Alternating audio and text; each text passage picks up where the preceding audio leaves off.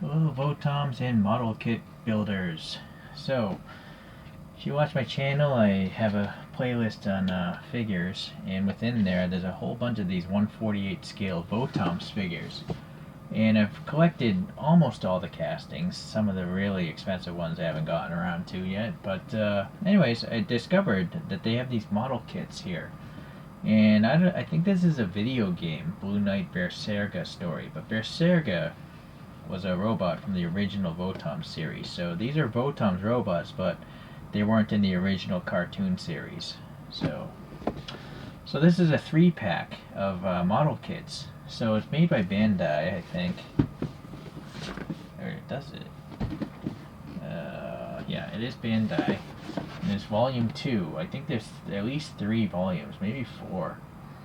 Super Minipla, mini plastic kit. Alright, let's open this guy up. And there's 3 model kits supposedly in here.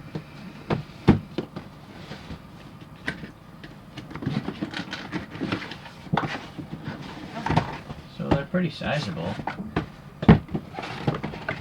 What I'm really hoping is they're 1/48 scale. That I cannot confirm. Some internet sources say these are 1/48 scale, but I'm gonna have to build one to find out. Alright, so looking at these boxes, there's a different picture for each model kit. So number 1 here says it's, I don't know which one it is. It just says a number 1 on it. It's kind of weird. Maybe, I'm sure this Japanese text says what robot it is. Oh, here it is. So number 1 is Berserga, Super Execution. So naturally that's not the best English, but it's just a blue and a slightly different design from the original Berserga, and it can still land, have the land mode where the pilot's supposed to get in and out, crawl in and out of the cockpit and stuff like that. Alright. I'm just kind of debating which one I want to build here. So I'm also looking for a date. I'm curious when these things came out. That doesn't help me. Do you guys see a date here? No. Sunrise owns the license for VOTOMS.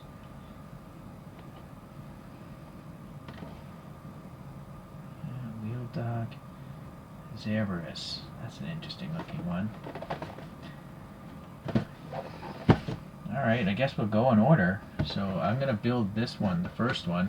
And if you're interested in this, just stay tuned. Eventually I'll have videos on putting these 2 kits together. But it seems like the boxes are identical, right? Only it says 1, 2, or 3. That's the difference. Okay, so the box has a little tear tab here. And so we have a whole bunch of screws, runners, instructions. No bubble gum or anything like that. All these little Bandai things have candy in them. I guess this is page 1. Kit 1, volume 2, step 1 through whatever, reading left to right. And essentially this is supposed to be like around 10, 11 steps to get this thing going. I will keep that handily right here. And okay. So we got a bunch of screws in these bags, and then a whole nother set. Now what's nice about this one is these are painted. You know, they went over with gold with this character. Look at that, that's pretty neat. So that's nice, you don't have to paint those parts. These even have some painted parts on them. Oh, what do you know, there is gum here. What I'm wondering though is how old this is. Sometimes on the instructions, maybe they might have a date. So I can't eat this gum. I don't know if this gum is 20 years old, so that's too bad. Alright, let's get started here. So step 1 is putting the head together. Does that mean baggy one? I don't see the head in here, no. But there's a one over here. So I'm going to get some scissors. There's also gold on this piece.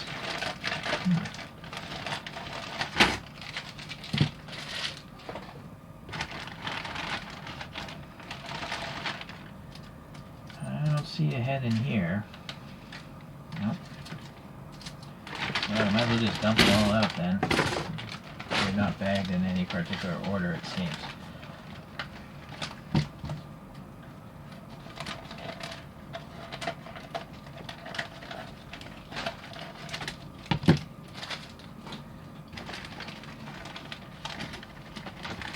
You know what, this background, although it's nice for a robot, it's a little crazy to build a model kit on this background.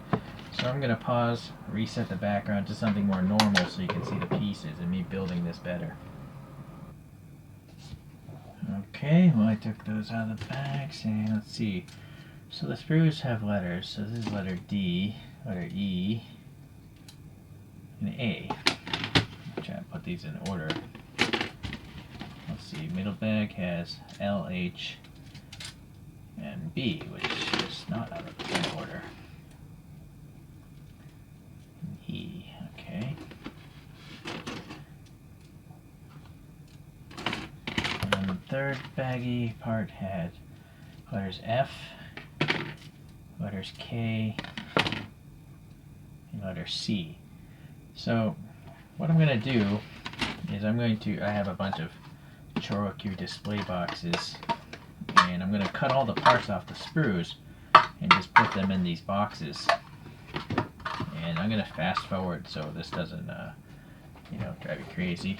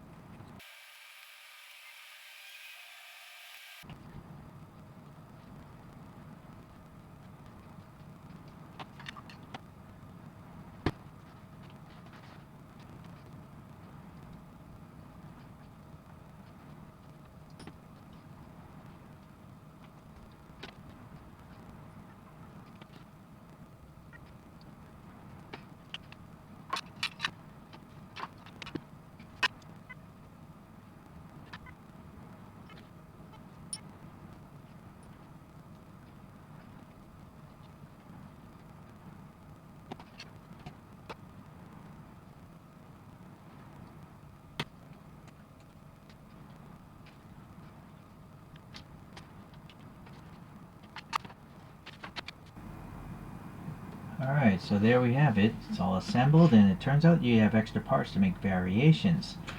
So I noticed that you can change the feet out. The feet in the instructions are a little bit more detailed. They have like a little side panel, but these have more chamfers to them versus this one. So those can be swapped out. Also, these little back feet details. These are just plain panels. These have a parting line and some rivet marks or whatever. This shoulder here, this is a standard scope dog type of shoulder that could probably go right there, but this one's got cool spikes. Even the canopy, this is a pretty plain canopy, but you could paint that gold because it's raised. Alright, and then I don't know why, but there's an extra half of a head. There's also an extra visor. It's the same mold, it looks like. Oh no, maybe it's different. It is different. Because this has a little recess right there. This one does not. But you naturally have to paint this one. Whereas this one already came painted, which is cool. This little spike in the arm. Yeah, the one in the instructions is pretty short. But I'm pretty sure you could put in this longer one. But I'm not going to bother right now. But it's good if you drop this and you break it, you have a spare. You could have both hands open, or both hands as a fist, or in this case, there's also a fist with a hole in it. So that one is on this rifle right here. So this fist can come off. So you can swap out this hand pretty easily. It's just a friction fit, you know, pops in and out, and then this guy is going to carry some sort of rifle of some sort. I don't know. I've never seen a rifle like that, but it could definitely use some paint details in the optics at least. Because it's a round handle, you can get it around the arm, so you can bend the elbow and kind of have it like that. Maybe it'd be better on, well, the shield can come off, but then you have a hole there. Well, I guess it's not so bad, but with the optics, I don't know, it's kind of a weird rifle. Just the design of it is a bit strange. You can also see the empty cavity behind this box here. So, anyways. Okay, and then if you did want to do the landing mode, the convertible mode, you'd actually have to take apart like the knee, I believe, and you pop this in place. Let's see if I can figure this out. So that, yeah, so this would pop in its place, and you'd have to remove this whole knee thing and pop that in there. And so you would end up looking something like that in landing mode, but I'm never going to pose it like that. So I'm going to put this back here. So it's nice that, you know, I didn't add any paint to this thing. All these things, this is how it was painted. So now I can understand kind of why these model kits are expensive. Actually, I think the main reason is because it's out of production. It's an old model kit, and old model kits raise in value just like other collectible toys.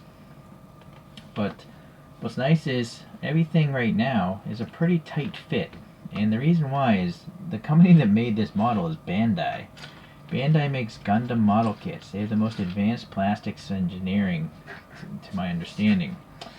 And so everything is a friction fit. There is no glue whatsoever in this whole model. Everything is friction fit. So that's why you can take apart the feet and swap them out. Now, naturally, if you swap out the parts 100 times, they might get looser.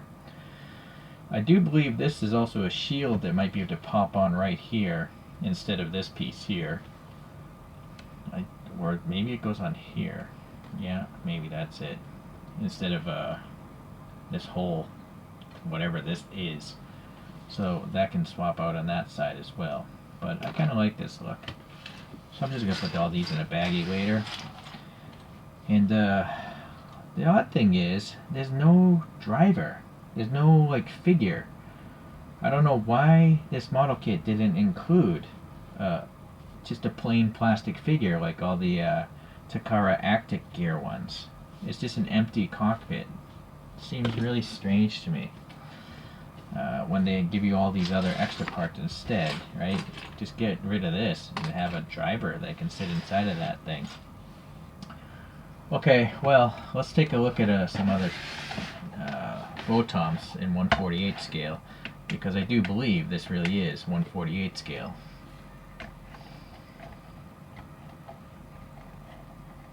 Okay, so the Bersergas, here's the original one I got. I picked it up loose here locally. It just has some paint in the eyes and stuff, but the visor flips up as well. But this is made by Takara Tomy, and what they did is they include a figure with all their VOTOMs figures. So this is Rushako, the guy that drives this thing, and so it's nice. Even though it's not painted or anything like that, it's just nice to see a humanoid figure inside a tank driven by a humanoid. Alright, so this is, I think, the original Berserga, and it has like these weird skid drive plates or whatnot that make it drive faster or something. But it still has the spike arm. I'll get a different angle.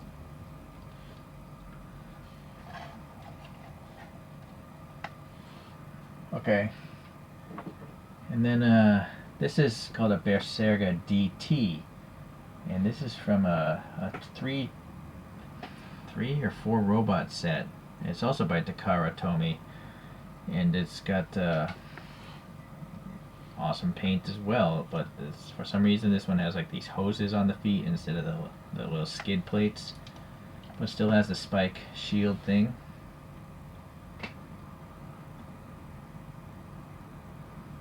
And yeah, so there's 3 Berserga robots that now I'm aware of within the VOTOMS franchise, and they all are significantly different from each other, so I'm quite happy about that, you know. Okay. Oh, if you're curious, the main standard within the VOTOMS series is called a scope dog, but the scope dog is a pretty small robot. This is also by Takara Tomy. So all these Takara Tomys are part of the Actic Gear line of toys. And they're basically like model kits already assembled. You can even see all the molding sprue clip-off points, just like I have on this, where I literally clipped it off those molding trees. So you can actually paint it if you're so motivated, but I'm not. I'm just really happy this is in the same scale. So as I mentioned, I will eventually have other videos on those 2 other boxes that came in this set. And now I'm motivated to actually get the other volumes, so yeah, hopefully I can track them down at a decent price, and we'll see even more VOTOMS videos in the future. So the one last thing I'm noticing about this guy is there's a peg hole here in the back. So maybe if you have like a peg stand, you can have the guy jumping or flying or something like that. I don't think this robot flies. Or does it? It looks like these could be thrusters, but maybe I think those thrusters would be scooting along the ground. But that's a good idea, just to get an action pose, you know, like the thing that's coming down on something. Alright, well, I appreciate you watching. This is a really long video. If I had to guess, it probably took me an hour to put this thing together, because I was trying to be careful and, you know, not clip off too much plastic. But even trying to be careful, you can clearly see all the clip-off points, and unfortunately that's just the case with all plastic model kits. The only way to get any plastic model kit to look nice is to repaint it, you know, to sand down all those clip-off points and repaint everything. It's not, you know, just specific to VOTOMS or Takara or Bandai or anything, you know, anything like a Tamiya model kit of a car or a motorcycle, same problems. But there's plenty of videos on those from other people. So thank you for watching. Yeah, in summary again, this is a fantastic model kit because it's made by Bandai. Everything fits tight, the thing is good articulation, all the details are there, and it fits in with my collection made by Takara Tomy. Thank you for watching. See you guys. See you in the next one.